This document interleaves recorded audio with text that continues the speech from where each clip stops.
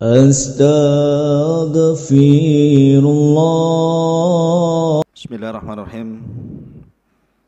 Assalamualaikum warahmatullahi wabarakatuh.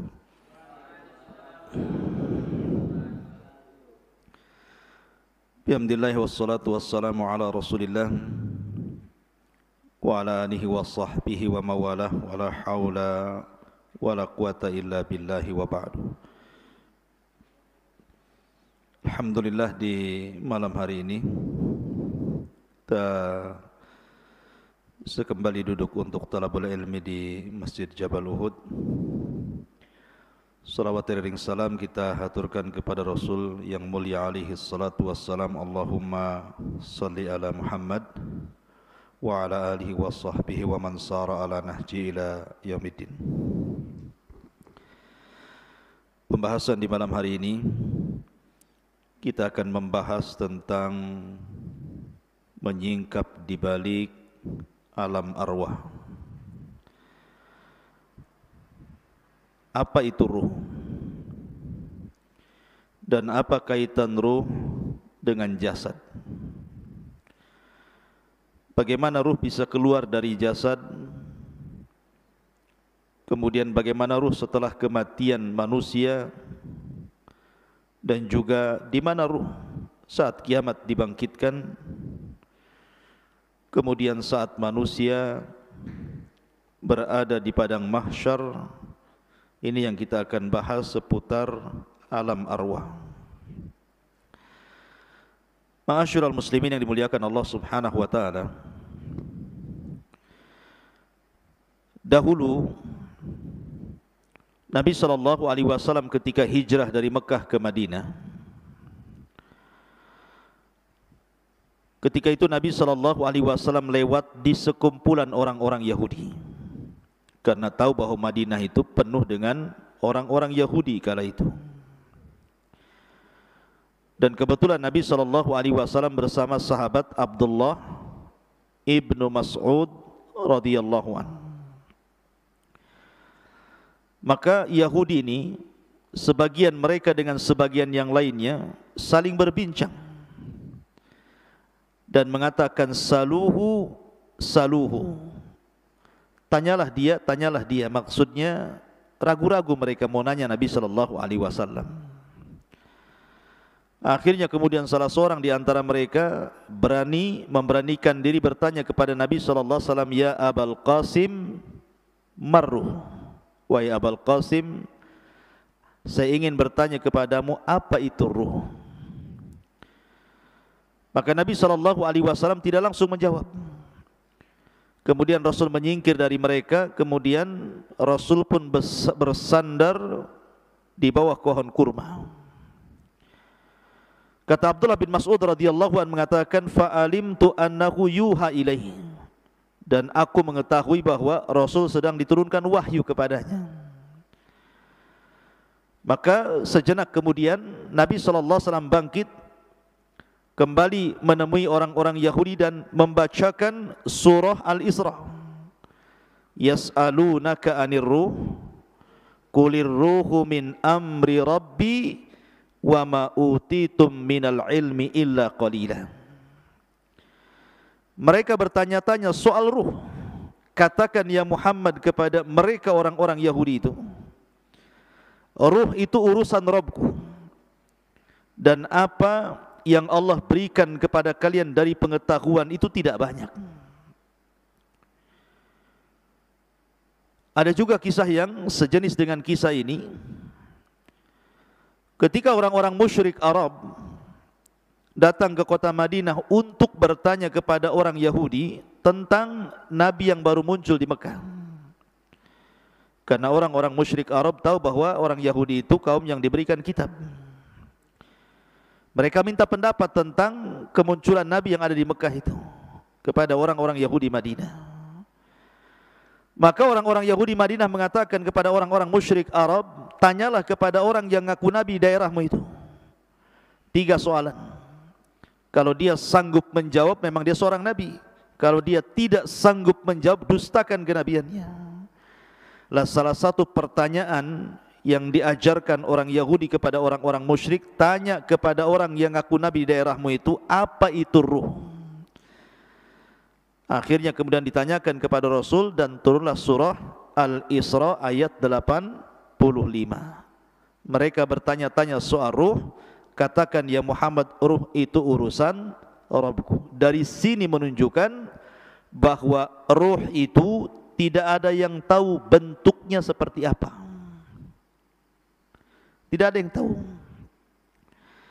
Makanya lihat perdebatan Abu Hanifah ketika berdebat dengan orang-orang ateis soal ketuhanan. Karena orang-orang ateis ini menganggap bahwa Tuhan itu tidak ada. Tetapi kita bagi kaum muslimin, Tuhan itu ada walaupun tidak bisa dilihat tapi bisa dirasakan keberadaannya dengan melihat alam semesta dan juga ayat-ayat syariah. Lah salah satu perdebatan Abu Hanifah dengan orang ateis itu, dia mengatakan begini, pernah enggak kamu itu duduk di hadapan orang sakit, berkunjung kepada orang sakit kemudian duduk di hadapan orang sakit? Kata orang ateis ini, ya aku pernah. Kemudian, pernahkah engkau melihat orang sakit itu sampai menghembuskan nyawa terakhir dia, keluar ruhnya? Dia mengatakan, pernah. Kemudian kamu tahu kematiannya? Iya. Betul kamu tahu ketika ruh keluar dari mulutnya? Kalau itu, aku tidak pernah melihat. Kalau engkau mengatakan bahwa kamu tidak bisa melihat ruh saat dia kematian, bagaimana mungkin engkau mensifati Allah Subhanahu wa taala? Artinya bahwa di sini ikhwatu fiddin, ruh itu tidak bisa dilihat. Lihat kalau antum nanti menghadapi orang yang sedang sakaratul maut, pandang wajahnya sampai betul-betul nazak yang terakhir kemudian mati. Antum tidak akan tahu ruhnya dia keluar seperti apa, bentuknya seperti apa, kapan keluarnya, enggak tahu. Tahu-tahu tidak bergerak saja kan. Artinya alam ruh itu alam gaib. Kita tidak tahu seperti apa bentuk ruh itu. Makanya Allah Subhanahu wa taala mengatakan, yas'alunaka 'anir ruhi qulir ruhu min amri rabbi. Mereka bertanya-tanya soal apa itu ruh, katakan ya Muhammad, ruh itu urusan Rabbku. Kenapa? Wa ma utitum minal ilmi illa qalila. Karena pengetahuan kita terbatas soal ruh ini. Ma'asyiral muslimin yang dimuliakan Allah Azza wa Jalla, pertanyaannya, dalam diri saya dan antum itu ada jasad dan ruh. Manusia kan terangkai dari jasad dan juga ruh. Jasad tanpa ruh tidak ada kemuliaan. Karena kalau jasad sudah terpisah dengan ruh, jasad itu jadi bangkai, dimakan rayap. Mau jasad presiden, mau jasad menteri, mau jasad orang kaya, mau jasad pejabat, kalau sudah ruhnya keluar, sebentar saja busuk kemudian dimakan cacing tanah. Artinya tidak ada kemuliaan jasad itu. Sehebat apapun orang, kalau sudah mati, kain kafan dibawa ke keranda, dibawa ke kuburan, tempatnya pun 1,5 meter kali 1,5 meter. Kapan jasad itu mulia? Ketika ruh masuk, mulailah dia jadi mulia. Karena ketika ruh dan jasad terangkai, maka macam-macam orang itu kan. Ada yang menjadi pemimpin, pejabat, orang kaya dan begitu seterusnya. Pertanyaan saya, lebih dahuluan mana? Penciptaan Allah, ruh ataukah jasad? Lebih dulu mana? Ruh dulu diciptakan kemudian jasad, ataukah jasad dulu diciptakan kemudian ruh? Hah? Ada yang tahu jawab? Gak apa-apa, antum dengar saja. Apa yang antum jawab? Ya. Ketika Allah Subhanahu wa taala menciptakan Adam alaihi salatu wassalam, Allah menciptakan jasad Adam atau menciptakan ruhnya dulu? Menciptakan Adam dulu. Allah mengutus malaikat maut. mengambil tanah dengan berbagai macam jenisnya di dunia, mulai tanah yang keras, tanah yang lembut, tanah yang lembek, gitu ya. Tanah berwarna merah, berwarna hitam, berwarna kuning, berwarna putih, gitu, macam-macam warna. Kemudian dinaikkan ke langit. Kemudian Allah bentuk Adam alaihi salatu wassalam, membentuk menjadi manusia tersempurna, termulia. Laqad khalaqnal insana fi ahsani taqwim. Kemudian setelah Adam menjadi patung, maka Allah membiarkan patung Adam itu seperti itu, mengeras. Belum ada ruh, masih jasad. Sampai syaitan, iblis itu, saking hasadnya dengan Adam, Adam belum dititipkan ruh itu, datang, ngitarin patungnya Adam. Kadang masuk dari lubang telinga, keluar dari lubang hidung, masuk lubang hidung, keluar lagi dari lubang yang lain, ya kan? Karena banyak lubang antum itu, lubang sana, lubang sini, gitu ya. Jadi iblis tahu bahwa Adam itu berongga. Makanya dia mengatakan, lau sullitu alayya la uhlikanna. Kalau orang ini diserahkan kepada aku, ku hancurkan dia, atau ku buat dia maksiat kepada Allah Azza wa Jalla. Lihat hasadnya iblis. Dari sini Allah Subhanahu wa taala menciptakan secara zahir ayat dalam Al-Qur'an tentang penciptaan Adam.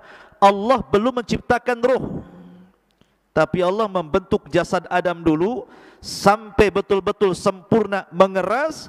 Baru setelah itu Allah ciptakan roh. Jadi ketika Allah menciptakan Adam, jasad dulu apa roh dulu? Jasad dulu. Setelah jadi, baru Allah ciptakan roh. Setelah Allah ciptakan roh, baru Allah masukkan roh itu ke jasad Adam. Ketika roh baru sampai di tenggorokan saja, Adam sudah lapar tuh. Kemudian bersin, hacih. Ya, kemudian Allah mengatakan, ya Adam, katakan alhamdulillah. Maka Adam mengatakan alhamdulillah. Maka Allah mengatakan, yarhamuka rabbuk. Kemudian ruh masuk lagi ke badan Adam, mulai tangan bergerak tuh. Di sampingnya ada pohon berbuah-buahan, dia maunya ngambil saja itu, padahal belum sampai jejak ke kaki ruhnya itu. Makanya manusia itu tercipta tergesa-gesa seperti abina bapak kita Adam. Baru setelah sempurna ruh itu sampai di kaki, sempurnalah Adam itu menjadi manusia yang disebut dengan nafsun. Ada ruh, ar-ruhu, ada an-nafsu dalam bahasa Arab. Kalau ruh ya ruh, kalau nafsu itu jiwa. Dan jiwa itu artinya terangkainya ruh dengan jasad, dalam bahasa Arab disebut nafsun. Kalau ruh, ruh saja. Kalau jasad, jasad saja. Kalau sudah nyatu disebut nafsun. Ya ayyutuhan nafsul mutmainnah, wahai jiwa yang tenang. Karena ruhnya masih dalam jasad. Ukhruji ila ila ridwanullah, keridhaan Allah Subhanahu wa taala. Ma'asyiral muslimin yang dimuliakan Allah, ini kalau binisbah dengan Adam, bahwa ruh itu diciptakan sebelum atau setelah? Setelah Adam diciptakan. Adam dulu diciptakan, baru ruhnya diciptakan. Tetapi kalau kita selain Adam alaihi salatu wassalam, dibalik, ruhnya dulu diciptakan, baru kita diciptakan. Ya. Karena dalam hadis Bukhari, ketika Nabi SAW bersabda tentang cerita penciptaan manusia, di mana Allah Subhanahu wa taala ketika menciptakan manusia itu, pertama 40 hari segumpal air mani, kemudian 40 hari kedua segumpal darah, kemudian 40 hari ketiga menjadi segumpal daging, berbentuklah dia manusia. Kalau dihitung berarti 4 bulan. 30 kan, 40 satu bulan kan 30 hari. Berarti 40 segumpal mani, 40 segumpal darah, 40 segumpal daging. Berarti pas 4 bulan usia janin itu sudah membentuk manusia. Dari sini Allah mengutus malaikat yang memang menghantarkan ruh. Kemudian dimasukkan ruh itu, kemudian dicatat rizkinya, dicatat amalannya, dicatat celakanya, dicatat kebahagiaannya, semua dicatat di situ. Maka dari sini kata para ulama, kalau Adam alaihi salatu wasallam diciptakan dulu jasadnya, baru kemudian ruhnya setelahnya diciptakan. Tapi kalau kita diciptakan dulu ruhnya, baru diciptakan jasadnya. Begitu kata para ulama. Kenapa demikian? Karena ketika Allah Subhanahu wa taala menciptakan Adam, kemudian Adam sudah berbentuk manusia, ada jasad dan ruh, Allah mengusap zahra Adam, pundaknya Adam diusap di sini. Ya. Lah ketika Allah Subhanahu wa taala mengusap pundaknya Adam, apa yang terjadi? Fa akhraja min dhahri Adam kullu nasmatin min dzurriyyatihi min khalqihi ila yaumil qiyamah. Dalam hadis Rasul, kemudian keluarlah dari pundak Adam ini, punggung Adam ini, ruh-ruh dari zuriyahnya Adam, dari anak cucunya Adam. Zuriyah diambil dari kata-kata dzarrah. Dzarrah itu semacam semut, bahkan lebih kecil dari semut, kecil, tidak nampak. Ya. Jadi keluar ruhnya dari situ, dan itu kelak akan menjadi anak cucu Adam. Lah kemudian suatu ketika Adam melihat dari ruh-ruh yang keluar dari pundak Adam itu, dan itu nanti akan menjadi anak cucu Adam alaihi salatu wassalam, melihat salah satu di antara mereka ada yang bercahaya dahinya. Kemudian Adam bertanya, siapa itu? Maka malaikat mengatakan, itu Daud, salah satu turunanmu. Karena takjubnya Adam, berapa usianya? 60 tahun. Pendek kali, ku tambah umurku atau usiaku 40 tahun, genapkan 100 tahun dia. Akhirnya Adam menghibahkan 60 tahun usianya, 40 tahun usianya untuk Nabi Daud supaya digenapkan menjadi 100 tahun. Dari sini bahwa ruh sudah diciptakan dulu. Karena ketika Allah mengusap pundak Adam, disitulah keluar arwah-arwah yang kelak akan menjadi anak cucu Adam sampai kiamat dibangkitkan. Banyak, berapa ruh itu jumlahnya coba? Jumlah manusia kan miliaran, dikeluar banyak gitu. Lah dari sinilah mereka akhirnya ditempatkan di sebuah tempat yang disebut dengan alam ruh. Disinilah terjadi mitsak, perjanjian antara ruh dengan Allah Subhanahu wa taala. Dan itu disebutkan dalam surah Al-A'raf ayat 172. Wa id akhadha rabbuka min bani Adam min duhurihim dzurriyyatahum wa ashhadahum ala anfusihim alastu bi rabbikum qalu bala syahidna an taqulu yaumal qiyamati inna kunna an hadza ghafilin. Dan ingatlah ketika Rabbmu membuat perjanjian dengan anak turunan Adam, min duhurihim dzurriyyatahum, di belakang mereka dari anak cucu yang kelak akan terlahir dari Adam alaihi salatu wassalam. Apa perjanjian Allah dengan kita? Alastu bi rabbikum, bukankah aku Rabb kalian? Bukankah aku Rabb kalian? Maka semua ruh mengatakan qalu bala syahidna, iya kami menyaksikan Anda itu Rabb kami. Pertanyaannya, antum ingat apa lupa? Atau pura-pura lupa bahwa antum pernah mengatakan di hadapan Allah, qalu bala, ya kamu adalah Tuhanku? Pasti enggak ingat. Mana ingat antum? Utang aja enggak ingat, mau ini pula gitu ya. Kenapa enggak ingat? Karena ingatan manusia itu terbatas, sebagaimana pandangan manusia terbatas, pendengaran manusia terbatas, akal pun terbatas, langkah kaki pun terbatas, kecuali pakai motor ya, pakai pesawat. Tapi coba jalan kaki sampai di mana antum kuatnya? Ada pengkor. Pandangan kita terbatas, kita tidak bisa menembus sampai Batam Center dari sini. Terhalang hutan-hutan, walaupun tak ada hutan pun kita terbatas pandangan kita. Pendengaran pun terbatas, akal pun terbatas, pemahaman pun terbatas, maka ingatan pun terbatas. Kita sudah lupa bahwa kita pernah berdialog dengan Allah dan mengatakan alastu birabbikum, dan kita mengatakan qalu bala syahidna. Ma'asyiral muslimin, kenapa demikian? Supaya tidak ada uzur bagi kita pada hari kiamat dengan mengatakan aku tidak pernah mengenal Tuhan sehingga aku tidak ibadah. Kita sudah diikat dengan perjanjian. Makanya Rasulullah mengatakan kullu maulud yuladu alal fitrah. Setiap bayi yang dilahirkan itu brojol menjadi fitrah. Fitrah itu artinya mengenal Islam. Kenapa?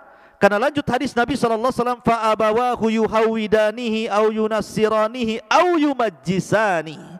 Bapaknya yang menjadikan dia Yahudi, Nasrani ataupun Majusi. Stop hadis sampai ini, dan tidak ada kata-kata bapaknya yang menjadikan dia Muslim. Ya, karena lahirnya anak siapapun terlahir Islam, mengenal Rabbnya. Tapi kita lupa. Lah di alam ruh ini pula Allah menawarkan amanah. Yang Allah Subhanahu wa taala isyaratkan dalam surah apa? Inna aradnal amanata 'alas samawati wal ardi wal jibal fa abaina an yahmilnaha wa ashfaqna minha wa hamalahal insan innahu kana zaluman jahula. Sesungguhnya kami telah menawarkan amanah. Kapan amanah ditawarkan? Ketika di alam ruh. Allah menawarkan amanah ini. Pertama, ditawarkan ke langit, ditawarkan ke bumi, ditawarkan ke gunung-gunung, semua menolak amanah itu. Kemudian Allah menawarkan amanah di alam ruh kepada ruh-ruh turunan Adam itu. Tiba-tiba kemudian manusia pun siap memikul amanah itu. Makanya Allah mengatakan sungguh manusia itu amat sangat zalim dan amat sangat bodoh. Gunung saja menolak, langit saja menolak, bumi saja menolak, manusia pula yang lemah menerimanya. Walaupun penafsiran amanah dalam ayat ini berbagai macam ya. Apa yang dimaksud amanah yang Allah tawarkan kepada kita di alam ruh itu? Ada yang mengatakan amanah di sini artinya at-ta'at wal faraid, ketaatan dan melaksanakan kewajiban. Ada yang mengatakan amanah di sini artinya seperti pendapat Abdullah ibn Mas'ud, artinya solat, zakat, puasa, haji. Kemudian membenarkan hadis, jujur dalam berkata, kemudian membayar hutang, adil dalam timbangan, kemudian juga amanah ketika dititipkan sesuatu barang kepadanya. Ada juga yang mengatakan bahwa amanah di sini artinya al-farju, kemaluan. Bahwa kita diberikan kemaluan sehingga harus amanah. Jangan digunakan untuk berzina, tetapi dihalalkan dengan cara menikah. Ada juga yang mengatakan amanah di sini artinya as-saum, puasa. Wal ghuslu minal janabah, mandi setelah junub. Ada juga yang mengatakan amanah di sini artinya amanah, orang itu amanah, tidak khianat gitu ya. Intinya bahwa banyak penafsiran amanah, tapi yang jelas dialog ini sebagian para ulama mengatakan terjadi kapan? Di alam ruh. Dialog ini terjadi di alam ruh. Ma'asyiral muslimin yang dimuliakan Allah Azza wa Jalla. Taib. Setelah kita tahu sedikit tentang alam ruh, lalu ruh ini kapan keluar?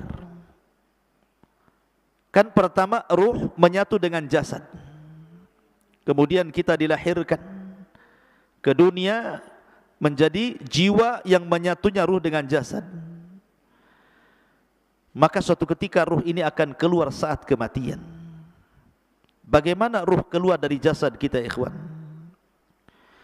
Ada hadis Bara' bin Azib radhiyallahu an. Jadi Bara' bin Azib ini bercerita suatu ketika kami, kata Bara' bin Azib, keluar bersama Rasul hendak mengebumikan salah seorang jenazah. Ketika sampai di kuburan, orang yang gali kuburan itu belum selesai. Orang yang gali kuburan itu belum selesai. Lah karena belum selesai orang yang menggali kuburan itu, Nabi SAW memberikan nasihat kepada sahabat yang ada di sekitar kuburan itu. Kemudian Nabi SAW menceritakan tentang kematian seorang mukmin dan kematian seorang kafir.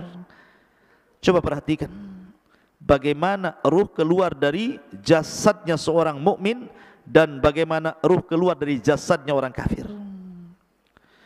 Kata Nabi SAW, innal abdal mu'min idza kana fi inqita'in minad dunya wa iqbalin minal akhirah, apabila hamba mukmin ini hendak terputus dari dunia dan menghadap akhirat, nazala ilaihi malaikatun minas sama bidul wujuh, maka akan turun malaikat dari langit, wajahnya sangat putih, ka'anna wujuhahumus syamsu, seperti wajahnya malaikat ini seperti matahari. Ma'ahum kafanun min akfanil jannah wa hanutun min hanutil jannah. Malaikat yang turun dari langit yang memiliki wajah yang sangat terang putih itu membawa kain kafan dari sorga dan wewangian dari sorga. Kata para ulama, ketika nanti antum mendekati ajal, malaikat yang turun kepada antum itu ada 4. Satu disebut malakul maut, malaikat kematian. Yang 3 disebut rusulul maut. Rusulul maut, tawaffathu rusuluna. Ada 3 utusan Allah malaikat yang mendampingi malakul maut. Yang pertama membawa kain kafan, yang kedua membawa hanut, dan yang ketiga membisikkan di telinganya kalau dia seorang mukmin kabar gembira. Adapun malakul maut hanya mencabut nyawa saja, kemudian diserahkan kepada 3 malaikat itu. Ulama mengatakan dalam hadis ini, ruhnya seorang mukmin itu ketika dicabut itu dimulai dari jari-jari jemari, dari ujung-ujung jari ini, ujung jari kaki dan tangan. Jadi kalau ruhnya di sini dia mulai berjalan, begitu jadi dari kaki mulai ke atas, ya, sampai di tenggorokan, berkumpul di tenggorokan ruhnya. Apa yang terjadi? Kalla idza balagatit taraq wa qila man raq. Apabila ruh sudah sampai di tenggorokan di sini, kata Allah, man raq, siapa yang bisa meruqyah dia? Siapa yang bisa menyembuhkan sehingga mengembalikan ruhnya ke dalam jasadnya? Enggak ada. Lah ruh itu ketika dicabut, dari mana keluarnya? Dari mulut. Ruh itu keluar dari mulut kita.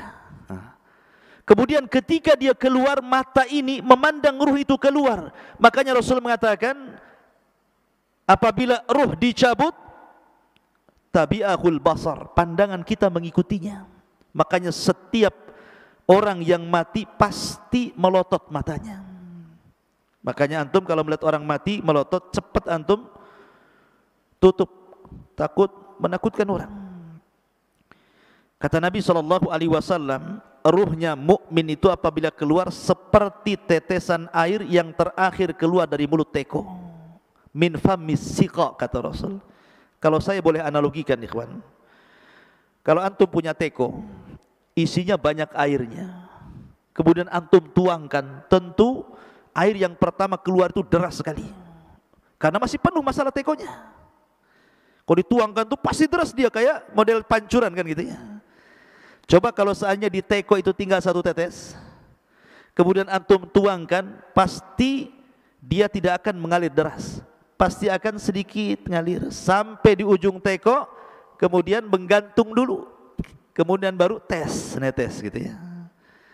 Artinya bahwa ruhnya seorang mukmin itu keluar seperti tetesan terakhir dari mulut teko, pelan tapi pasti, pelan, kemudian keluar dari mulutnya. Ketika itu malaikat yang menghibur jasadnya seorang mukmin ini mengatakan, Ya ayyatuhar ruhul, ya ayyatuhan nafsul mutmainnah, irji ila rabbiki radiyatan mardiyah. Wahai jiwa yang tenang, keluarlah pelan-pelan menuju keridhaan Allah Subhanahu wa taala. Maka ketika betul-betul keluar, maka ruh itu kemudian naik ke langit. Sudah terpisah alamnya, dia kembali keluar dari jasad. Lah ruh ini langsung ketika sudah ditangkap oleh malaikat maut, sudah dikeluarkan, maka diserahkan kepada malaikat yang membawa kain kafan dan hanut dari sorga. Langsung dikain kafani, kemudian dibaluri minyak wangi, kemudian diangkat ke langit. Kemudian langit pertama, dia mengetuk pintu. Kata penjaga langit pertama, siapa? Fulan bin Fulan. Siapa yang dibawa? Ruhnya Fulan ibn Fulan. Karena dia ruhnya orang baik, maka malaikat yang ada di langit semuanya memujinya. Kemudian dibukalah pintu langit pertama, kedua, ketiga, keempat, kelima, ketujuh. Dia melintasi langit yang ketujuh. Kemudian diberjumpakan dengan Allah Subhanahu wa taala, dan Allah katakan kepada ruh orang mukmin ini, letakkan catatannya fil illiyin, tapi kembalikan ruhnya ke dalam jasadnya. Maka catatannya naik sampai di tempat yang paling tinggi di sorga, kemudian ruhnya dikembalikan ke bumi. Ketika ruhnya dikembalikan ke bumi, ada yang mengatakan batas ruh naik ke langit itu sebatas ketika dia mulai dimandikan, mulai dikafankan, kemudian dikuburkan, ruh itu kembali ke dalam kuburan. Kemudian Allah satukan kembali ruh itu dengan jasad di alam kubur itu. Ketika itu dia baru sadar karena terjadi himpitan dhaghtah alam kubur. Jadi alam kubur menyempit, kuburan itu menyempit sehingga kalau dia jasadnya orang kafir bisa remuk itu badan dan tulang-tulang itu. Tetapi himpitan bumi ketika orang dimasukkan ke dalam kuburan itu, kalau dia seorang mukmin seperti dipeluk oleh ibunya. Kalau ada bayi dipeluk sama ibunya rapat-rapat gitu, seperti itu rasanya. Karena kita diciptakan dari tanah, kembali ke tanah, maka seolah-olah tanah itu bagi ibu kita. Tapi ingat, kalau jasadnya orang kafir, maka diremukkan dengan tanah semua tulang-tulangnya. Ma'asyiral muslimin, inilah yang dikatakan Rasul, seandainya ada yang selamat dari himpitan kuburan, maka tentu yang selamat adalah bayi ini. Tapi bayi ini pun tidak akan selamat dari himpitan kuburan. Dalam riwayat, kalaulah ada yang selamat dari himpitan kuburan, tentu yang selamatlah Sa'd bin Mu'adz, karena saat kematiannya arsy Allah berguncang. Tapi Sa'ad bin Mu'adz pun tidak selamat dari himpitan kubur. Lah setelah itu baru datang dua malaikat yang disebut dengan Munkar dan Nakir. Lah Munkar dan Nakir ini membawa fitnah yang disebut dengan fitnah kubur. Kemudian dia mengatakan, man rabbuk, siapa Rabbmu? Kemudian juga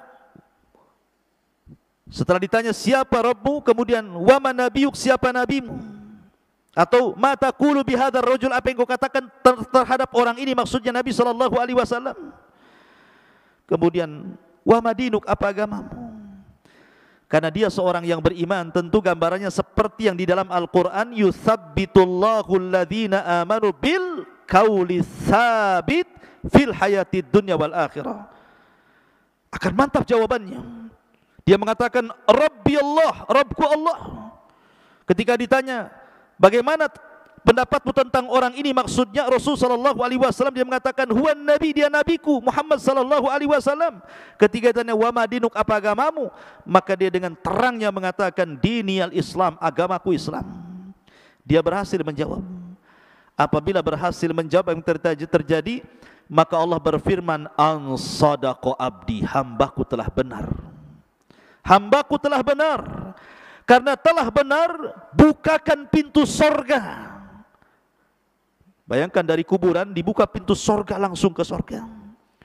Hembuskan angin dari sorga ke kuburannya. Bawa pakaian dari sorga, bawa makanan dari sorga, bawa minuman dari sorga. Bentangkan kuburannya seluas maddal basar, seluas-luasnya sampai tidak terkira. Kemudian didatangkan angin dari sorga, makanan dari sorga, pakaian dari sorga, minuman dari sorga. Kemudian dia pun masuk ke alam yang disebut dengan nikmat kubur. Ketika itu datang seseorang yang tampan, kalau perempuan yang cantik gitu kan, tiba-tiba mendekati orang ini. Kenalan, siapa namamu? Apa pekerjaanmu? Ngobrol. Layaknya kita di dunia ketemu orang ngobrol. Karena saking asiknya ngobrol, ikhwan, tidak sadar kalau seandainya bumi sudah mau dikiamatkan. Sehingga ketika betul-betul bumi ini sudah mendekati hari kiamat, Israfil sudah siap meniup sangkakalanya, barulah kemudian dia bertanya, kamu ini siapa? Kok kamu baik sekali mau menemani aku di dalam kuburan ini? Maka orang ini mengatakan, ana amalukas saleh, sayalah amal solehmu, sayalah puasamu, sayalah salatmu, sayalah zikirmu, sayalah silaturahimmu, sayalah birrul walidainmu, sayalah seluruh amal solehmu. Allah jelma menjadi manusia sehingga menjadi teman kita dalam kuburan. Ikhwan, kalau antum di penjara sendiri stres, tapi kalau ada kawannya minimal ngurangi stres. Adam saja diberikan sorga dengan berbagai macam nikmatnya, belum dikatakan sempurna kecuali diberikan kawan, diciptakan Hawa baru masuk ke sorga.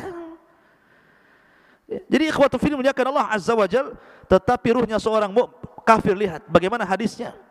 Adapun ruh seorang kafir, ketika idza kana fi inqita'in minad dunya wa iqbalin minal akhirah, nazala ilaihi minas sama'i malaikatun ghiladun shidadun sudul wujuh ma'ahu almasuhu minan nar.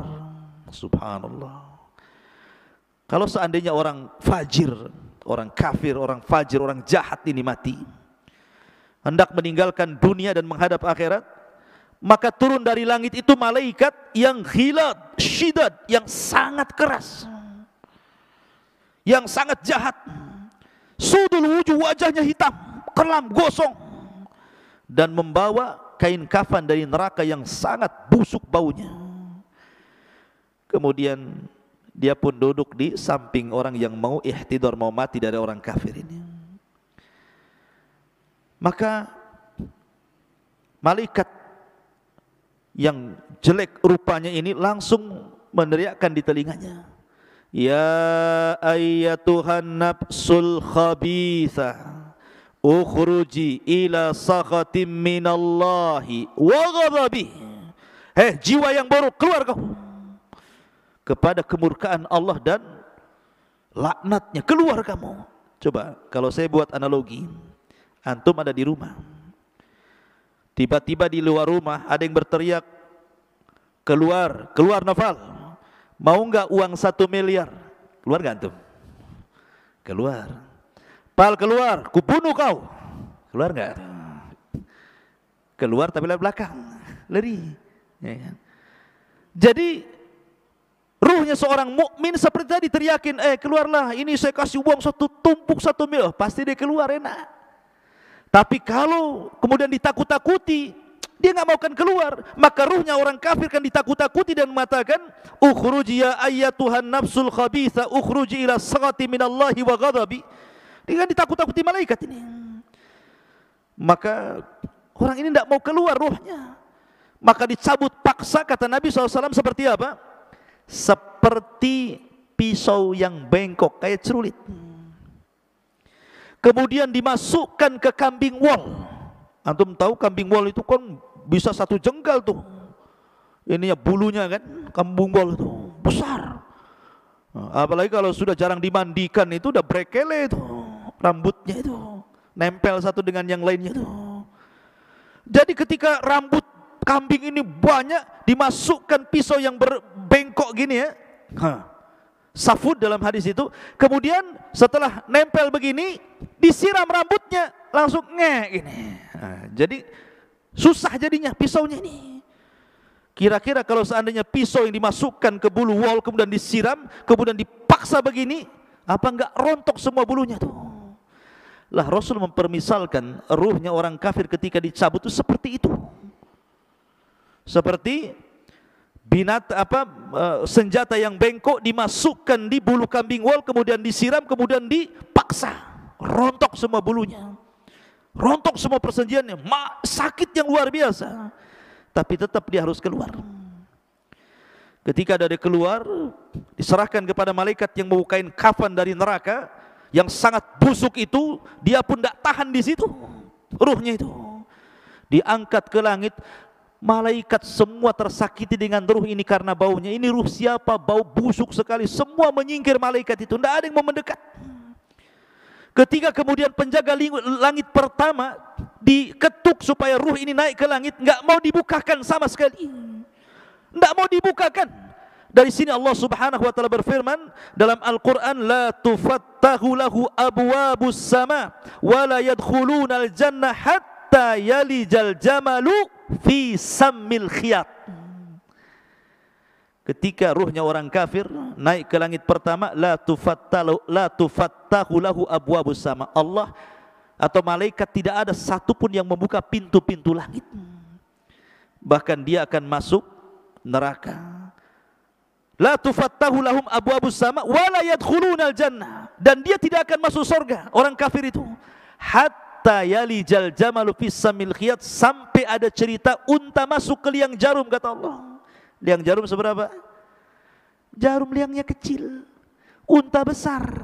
Gimana masuk ke liang jarum? Gimana caranya? Dijadikan benang dulu untanya baru bisa masuk. Artinya bahwa mustahil ada unta masuk ke liang jarum, kecuali kalau jarumnya gede gitu ya, lubangnya seperti pintu itu. Mana ada jarum ya. Jarumnya kecil, jarum itu artinya mustahil orang kafir masuk surga. Lah ketika tidak dibukakan pintu langit, akhirnya oleh malaikat yang sudah capek-capek bawa ke atas, dilempar ruh itu.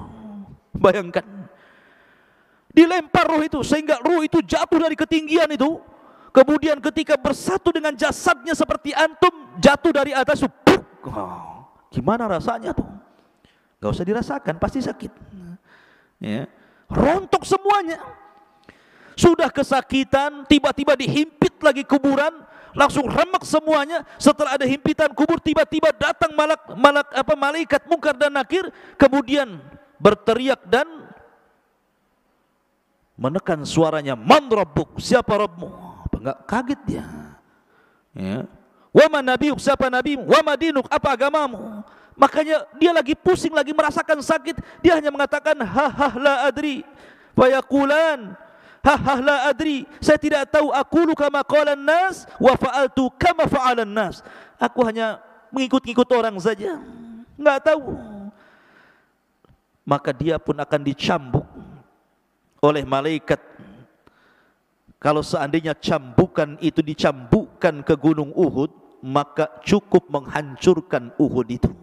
Bagaimana kalau dicambukkan ke jasad manusia? Turuhnya seorang kafir itu. Ma'asyiral muslimin yang dimuliakan Allah Subhanahu wa taala. Jadi kalau saya ringkas dari hadis Bara bin Azib ini, pertama, keluarnya ruh seorang mukmin dari jasad seorang mukmin. Yang kedua, ruh ini dibawa ke langit oleh malaikat. Kemudian yang ketiga, dikembalikan ruh ke dalam jasadnya. Begitu juga ruhnya orang kafir. Itu saat kematian. Lalu setelah kemudian masuk ke alam kubur, apakah azab kubur itu birruhi wal jasad, menyatunya ruh dan jasad, ataukah ruh saja? Maka Syekhul Islam Ibnu Taimiyah rahimahullahu taala mengatakan bahwa azab kubur itu yang rajih menurut ahli sunnah wal jamaah, dan ini menyelisih pendapat orang-orang Mu'tazilah dan ahli kalam, bahwa yang rajih wallahu alam adalah ruh dan jasad dijadikan satu. Walaupun ketika di dunia jasad itu utama, ruh itu mengikut. Kalau di alam kubur ruh utama, jasad itu mengikut. Karena alamnya sudah beda, alam gaib bagi kita dengan kuburannya. Jadi yang penting ruhnya. Tetapi kalau ingin merasakan sakit, makanya disatukan dengan jasadnya supaya dia merasakan bagaimana siksaan itu, sakitnya luar biasa. Maka baru disatukan jasad dengan ruh, dan itu pendapat yang kuat bahwa alam kubur terjadi birruhi wal jasad, ruh dengan jasad. Walaupun ada pendapat ruhnya saja, karena jasad pasti akan dimakan cacing tanah, akan hilang, kemudian akan hancur. Ma'asyiral muslimin yang dimuliakan, ada yang mengatakan tentang masalah di mana ruh itu dalam kuburan. Imam Malik rahimahullahu taala mengatakan bahwa kalau dia ruhnya seorang mukmin, maka ruh itu sesuka dia akan keluar masuk surga. Jasadnya tetap di kuburan, sementara ruhnya itu keluar masuk surga. Ada juga pendapat Ka'ab Ibn Akhbar mengatakan ruhnya seorang mukmin akan diletakkan di langit ketujuh di Iliyin. Adapun ruhnya orang kafir akan diletakkan di Sijin, di bawah bumi yang paling dasar. Ada juga pendapat Imam Ibnu Hazm mengatakan bahwa ruh dalam kubur itu dia tetap di situ, ya, tidak keluar dari kuburan. Ada juga yang mengatakan, Ibnu Abdul Bar mengatakan ruhnya syuhada maka akan masuk ke dalam sorga dan akan diletakkan di kendil-kendil sorga, kemudian digantung di aras-aras Allah. Adapun ruhnya seorang mukmin maka mereka akan dimasukkan ke dalam sorga dan akan diletakkan, digantung-gantungkan di pohon sorga. Itu pendapat Ibnu Abdul Bar. Dan juga pendapat Ibnu Asy-Syihab, ya, bahwa ruhnya syuhada juga akan digantungkan di arasy seperti kendil-kendil dan keluar masuk sorga. Wallahu a'lam. Karena bagaimanapun pengetahuan kita tentang ruh tidak banyak. Wa ma utitu minal ilmi illa qal, ini hanya pendapat para ulama. Adapun hakikatnya wallahu a'lam, yas'alunaka 'anir ruh qulir ruhu min amri rabbi. Ma'asyiral muslimin yang dimuliakan, lalu ketika terjadi hari kiamat, di mana ruh? Ulama mengatakan bahwa ada 7 perkara yang tidak akan binasa pada hari kiamat. Catat 7 perkara ini. Tidak akan binasa pada hari kiamat. Tetapi yang lainnya pasti dihancurkan. Ketika Israfil meniupkan sangkakalanya, semua makhluk Allah dihancur-hancurkan. Bumi dihancurkan, gunung dihancurkan, lautan dihancurkan, langit dihancurkan, bintang dihancurkan, matahari, dan begitu seterusnya. Tapi ada 7 makhluk yang tidak akan pernah dihancurkan. Ada yang mengatakan 8, ada yang mengatakan 7. Yang pertama arsy. Arsy tidak akan dihancurkan Allah Subhanahu wa taala. Kemudian yang kedua dan yang ketiga, al-jannatu wan nar. Surga dan neraka tidak mungkin hancur dengan tiupan sangkakala. Kemudian yang keempat, al-ajbu. Al-ajbu itu artinya tulang ekor setiap manusia. Mungkin badan bisa hancur, tulang-tulang yang lain bisa hancur, tapi tulang ekor tidak mungkin dihancurkan Allah, karena kita diciptakan dari tulang ekor itu. Kemudian yang nomor 5,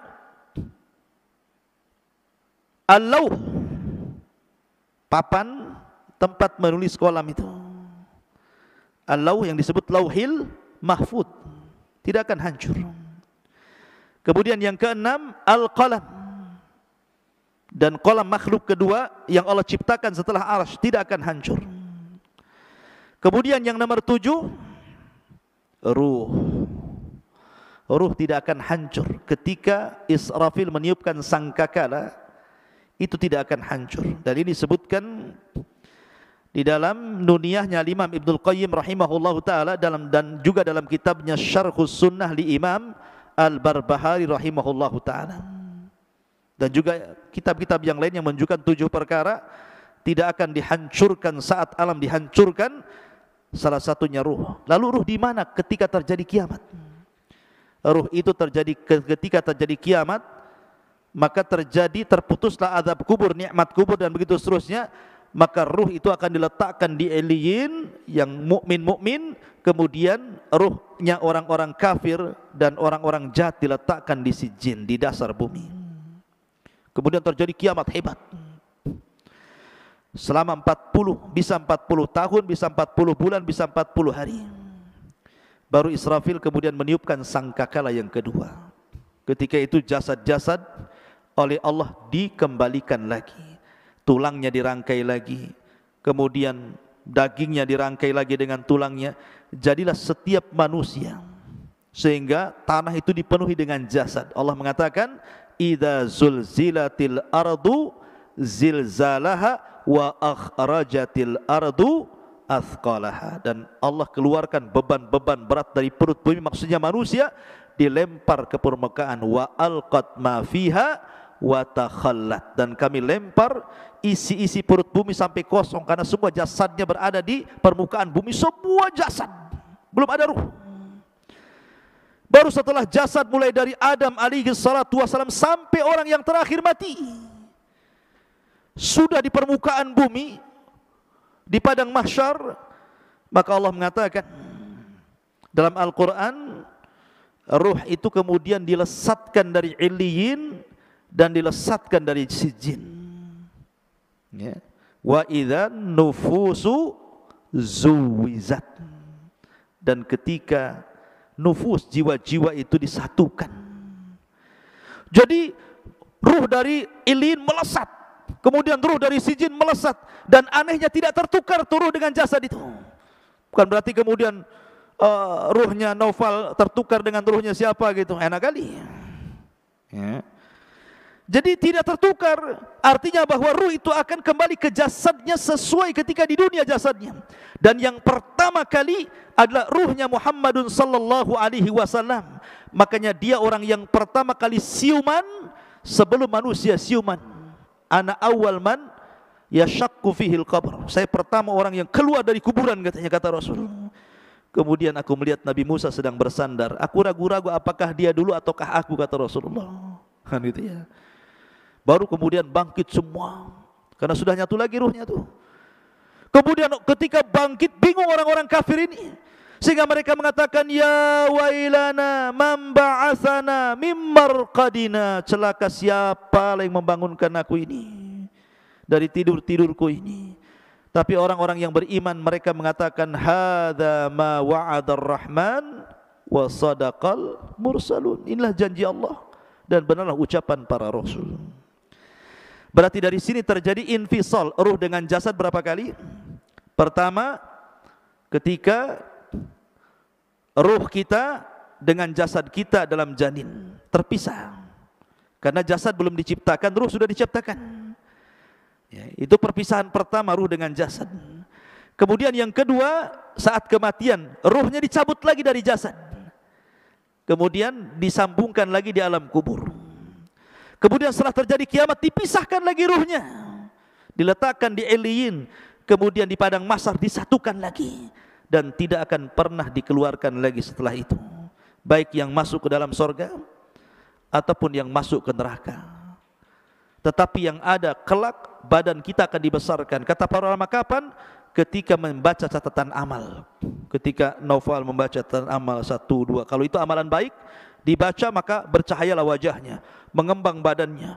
Dibaca lagi catatan kebaikannya, makin bercahaya makin mengembang, makin bercahaya makin mengembang, sehingga tanpa sadar badan itu besar, sehingga tingginya 30 meter 60 hasta, lebarnya 7 hasta 3,5 meter, dan bentuk mereka semua sama, kasurati abikum Adam, seperti gambaran bapak kalian Adam alaihi salatu wassalam.